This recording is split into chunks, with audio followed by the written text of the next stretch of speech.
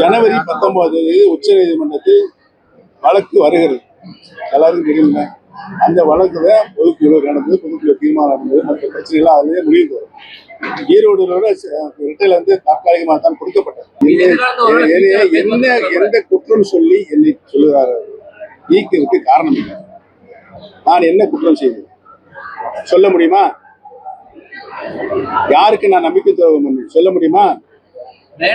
யார் பதவி தந்தாலும் அவரும் திருப்பி தந்துவிட்டு அம்மாவுக்கு விசுவாசம் தொண்டனாக கடைசி வரைக்கும் அம்மா காலமாக வரைக்கும் இப்பொழுதும் இருந்து கொண்டிருக்கிறது. அது புரிய வேண்டியவங்களுக்கு புரியணும். நீங்க கேட்கறீங்களா தம்பி? நல்ல கேள்வி. புரியவன் நான் கிட்டத்தட்ட 16 மாதம் அனைத்து இந்திய அண்ணா பிளவுபட்டிருக்கிற அனைத்து இந்திய அண்ணா முன்னேற்ற கழகம் ஒன்றுபட்டால் தான் வெற்றி அடைய முடியும் என்று கருத்தை சொல்லிக் கொண்டே வந்திருக்கிறது.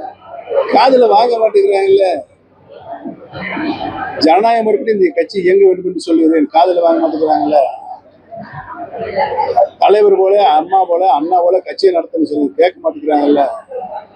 மக்களுடைய அபிமானத்தையும் தொண்டருடைய அபிமானத்தையும் பெற வேண்டும் என்று சொல்கிறேன், கேட்க மாட்டேங்கிறாங்கல்ல.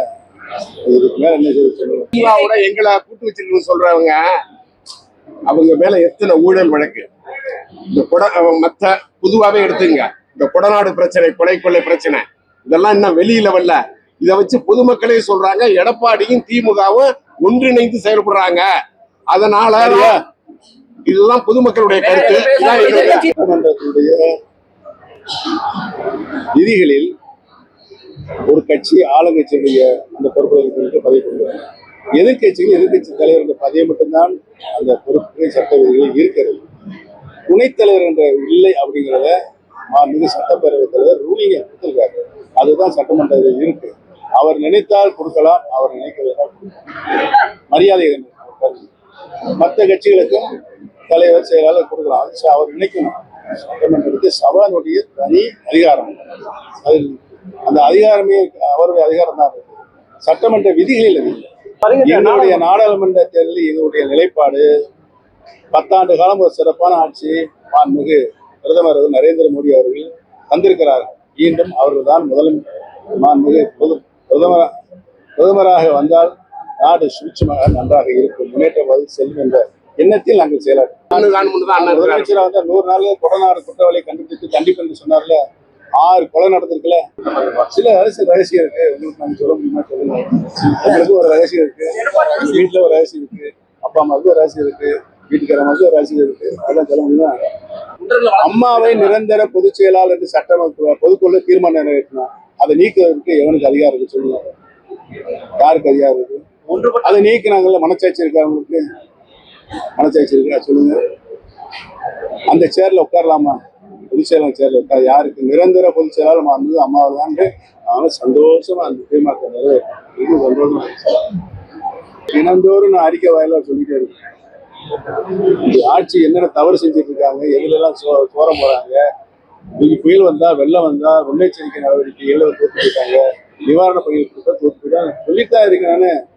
நீங்களும் கண்காலமா ஒட்ட வச்சுக்கிட்டே இருக்கீங்க. அவ்வளவு அந்த பேர் மேல நிப்பாட்டாங்க. எந்த காலத்திலும் அரசியல் ரீதியாக மேலே எடப்பாடி பதவி வரவே முடியாது. புரட்சித் தலைவருடைய மனைவி அன்னை ஜானகி அம்மாவுக்கு 100ஆண்டு விழா கொண்டாடுறாங்க. அண்ணன் வரவேற்கிறார். அதுல எங்களுக்கு மாற்று கருத்து இல்லை. தலைமை கழகம் இருக்குன்னா அது அன்னை ஜானகி அம்மாவோட சொத்து, அது அவங்க கொடுத்தது. நான் அண்ணன் சொன்னாரு, அண்ணனுக்கு சொன்னாரு, ஏசிடி பிரபாகரன் என்ன சொன்னாருன்னா, அந்த தலைமை கழகத்துக்கு எம்ஜிஆர் மாளிகைன்னு வைக்கணும். அடுத்தது கீழே இருக்கிற அரங்கத்துக்கு புரட்சி தலைவி அம்மாவினுடைய அரங்கம், மேல இருக்கிற இதுக்கு அன்னை ஜானகி அம்மா அரங்கம்னு வைங்கன்னு சொன்னாரு.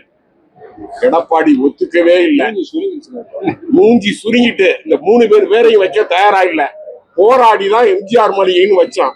பிறகு 2 தலைவர்கள் பேர, அன்னை ஜானகி அம்மா பேரையும் வைக்கல, அம்மா பேரையும் வைக்கல. ஏமாற்றி விட்டார். இன்றைக்கு நாடகம் ஆடுகிறார். அன்னை ஜானகிக்கு 100ஆண்டு விழான அன்னை ஜானகி மீது உண்மையான அன்பு இருந்தால் அந்த 2 கட்டடம் மேலையும் மேல்தளத்திற்கு அன்னை ஜானகி அம்மா அரங்கம் என்றும், கீழ்தளத்திற்கு அன்னை அம்மா அரங்கம் என்று வைக்க சொல்லுங்கள். அவர் உண்மையானவர் என்பது வெளிச்சத்துக்கு வரும். அது அவரே சொல்லுங்க. அவர் எப்போது இந்த அதிமுக பத்தி திராவிடம்னா என்னன்னு தெரியாது, ஆரியம்னா என்னன்னு தெரியாது, திராவிடத்தினுடைய வரலாறே தெரியாதவர். ஆக்சிடென்ட்ல முதலமைச்சரா வந்துட்டாரு, ஆக்சிடென்ட்ல பொதுச் செயலரான்னு அவரா சூட்டிக்கிட்டாரு, சீக்கிரம் அவுட் ஆயிடுவாரு. அன்னை ஜானகி அம்மா அவர்களை பற்றி நீங்கள் கேட்டீர்கள். இது தொடர்பாக ஒரு முக்கியமான செய்தி.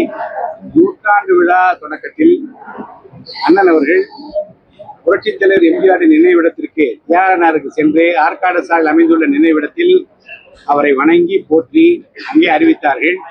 இந்த இடத்தில் ஜானகி அம்மாவும் புரட்சித் தலைவருக்கும் இருக்கிற ஒரு சிலையை முற்றிலுமாக இங்கே நிறுவுவதற்கு, முழு உருவச் சிலை நிறுவுவதற்கு உரிய ஒப்புதலை இங்கே இருக்கக்கூடிய அறக்கட்டளை எங்களுக்கு தந்து அதற்குரிய முழு செலவையும் நான் ஏற்று செய்வேன் என்ற வாக்குறுதி அளித்து அந்த வாக்குறுதி இப்போது நிறைவேற்றிக் கொண்டிருக்கிறார்கள். சிலை தயாராகி கொண்டிருக்கிறது.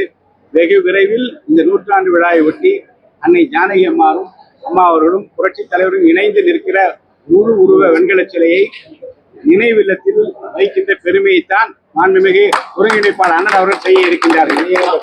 எடப்பாடி தலைமை ஏற்கிற அளவுக்கு நாங்களாம் ரெடியா இல்லை, கேட்க மாட்டோம்.